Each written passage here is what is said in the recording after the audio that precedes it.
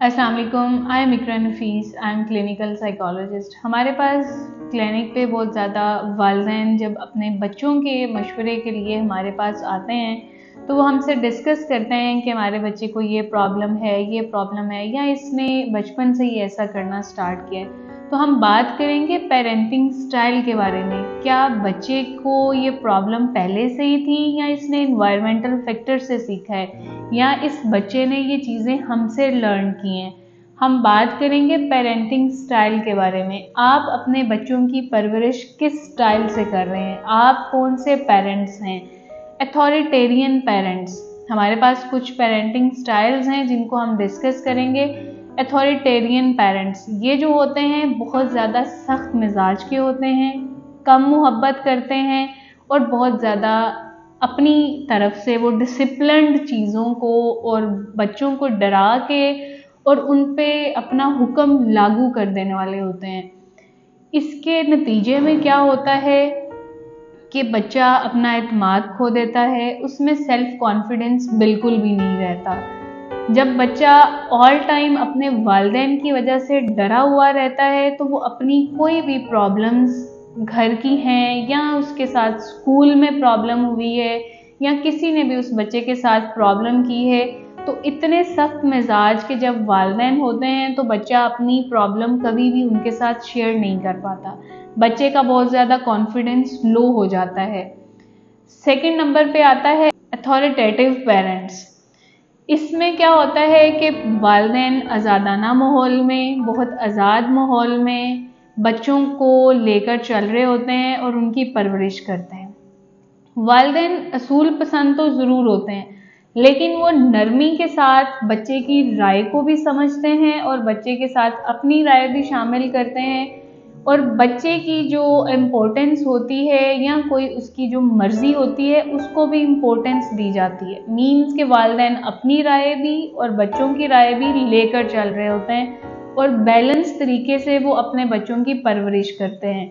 ज़बरदस्ती बिल्कुल नहीं होती और इस स्टाइल में जो इस स्टाइल के पेरेंट्स हैं अपने बच्चों के साथ कोई भी जो काम है वो उसी पे थोप नहीं देते।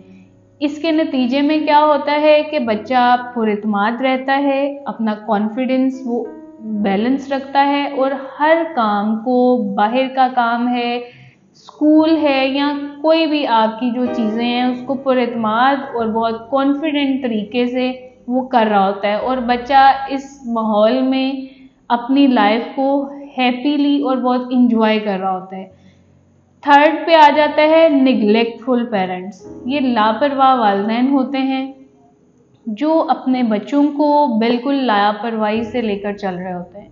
मीन्स के जो उनका स्टाइल होता है वो बिल्कुल खुद भी लापरवाही से रह रहे होते हैं और बच्चों को भी उनके किसी भी काम को, बच्चों का स्कूल का काम है या बच्चों के जो भी प्रॉब्लम्स हैं उनको उन्होंने निगलेक्ट किया होता है। इवन के बच्चों की बहुत ज़्यादा प्रॉब्लम्स उनकी मेंटल हेल्थ को लेके या उनकी फिजिकल हेल्थ को लेके निगलेक्टफुल पेरेंट्स को बिल्कुल समटाइम बहुत देर के बाद जाकर अंदाज़ा होता है कि मेरे बच्चे को ये प्रॉब्लम है और इस बच्चे को इस चीज़ की ज़रूरत है।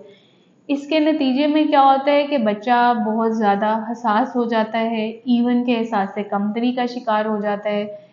इस पेरेंटिंग स्टाइल में हमें बहुत ज़्यादा ट्रॉमिक इश्यूज़ के साथ बच्चे मिले हैं। उनके साथ सेक्सुअल अब्यूज़, फिज़िकल अब्यूज़, इस तरह की जो बच्चों के साथ प्रॉब्लम्स हो जाती हैं, स्कूल में है या बाहर गली मोहल्ला में है, इस तरह की प्रॉब्लम्स बच्चों के साथ देखने में मिली है कि हमारे वालिदैन को पता ही नहीं था, वो हमें बिल्कुल बॉदर ही नहीं कर रहे थे।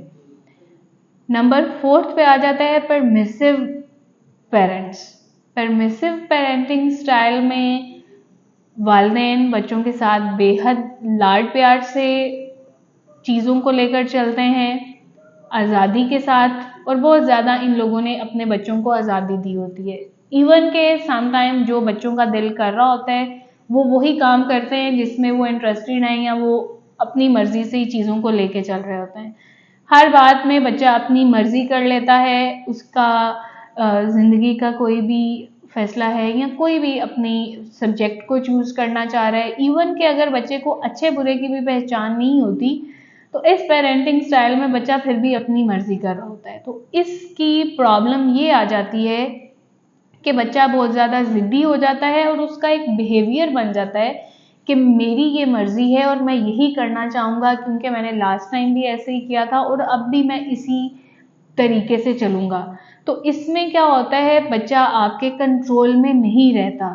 तो इसलिए आप कौन सी पेरेंटिंग स्टाइल से चल रहे हैं, आप अपने बच्चों की परवरिश किस तरह से कर रहे हैं, तो आपको इन पेरेंटिंग स्टाइल में कौन सा पेरेंटिंग स्टाइल चूज करना चाहिए जिससे हमारे बच्चे बैलेंस और एक कॉन्फिडेंट और पुरएतमाद शख्सियत बने अपने लिए और आपके लिए, वो अपना अच्छा काम कर सकें और बच्चों की ज़िंदगी में जो बहुत ज़्यादा प्रॉब्लम्स हो रही हैं हमारी सोसाइटी में, जिस तरह से बैड टच और बहुत ज़्यादा अब्यूज़िव लैंग्वेजेस बच्चे सीख लेते हैं या उनके साथ इस तरह के ट्रोमा हो जाते हैं, उनसे बचने के लिए आपको कौन सा पेरेंटिंग स्टाइल चूज़ करना चाहिए, आप कमेंट में ज़रूर बताएं।